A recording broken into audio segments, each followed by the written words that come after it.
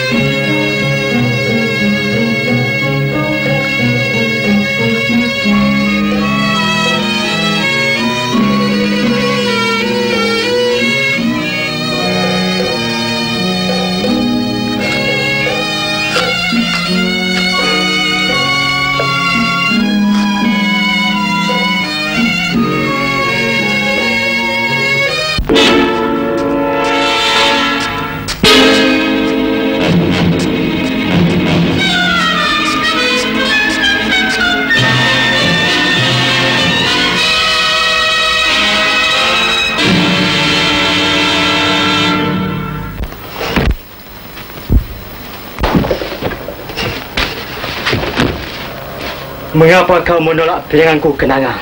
Mengapa? Hamba tak tahu apa-apa, Teruna. Sebab keputusan itu dibuat oleh Kanda hamba, Anggrek.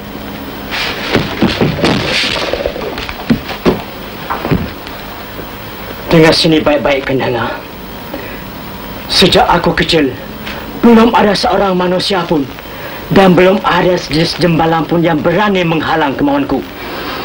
Tetapi engkau dan abang kau sangat berani. Berani memalukan aku seluruh negeri. Sekarang aku paksa kau, Kenanga. Paksa pikiran kau supaya melupakan Dama. Hamba tak berdaya, Teruna. Sebab hati hamba telah terikat pada Dama. Apa yang ada pada Dama? Pemuda bangsat, miskin, tak berkampung dan halaman. Tetapi Teruna, pemuda yang kaya raya, keturunan tinggi budi pekerti.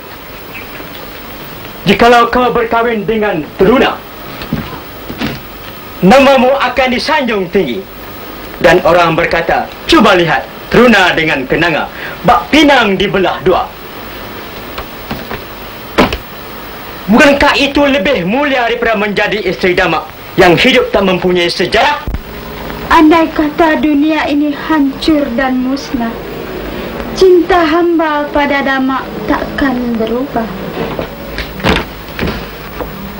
Kau cuba menghina aku lagi, Kenanga. Lupakan Dama. Kalau tidak, aku pukul kau. Ha! Kau pukul aku, Anggrek.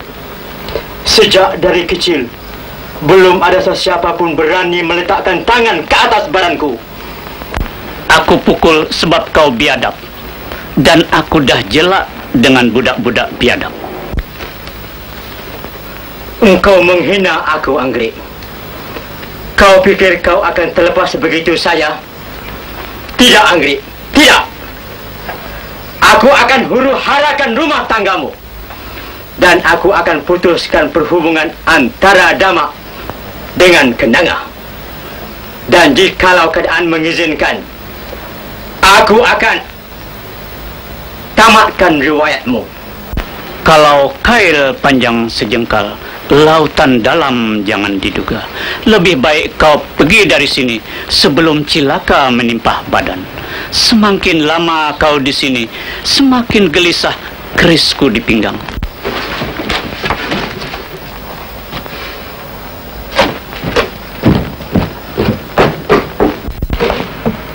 Dengar sini baik-baik, Anggrek. Mulai hari ini, rumah tanggamu tidak akan selamat. Hidupmu akan penuh dengan segala rintangan. Kalau tidak, jangan panggil aku teruna.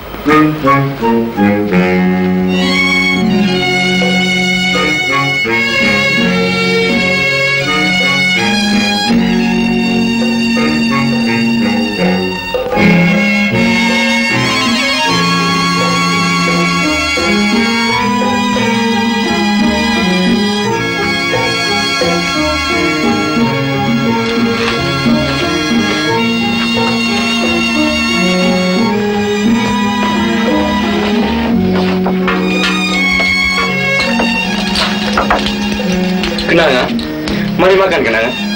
Terima kasih, Kanda Dama.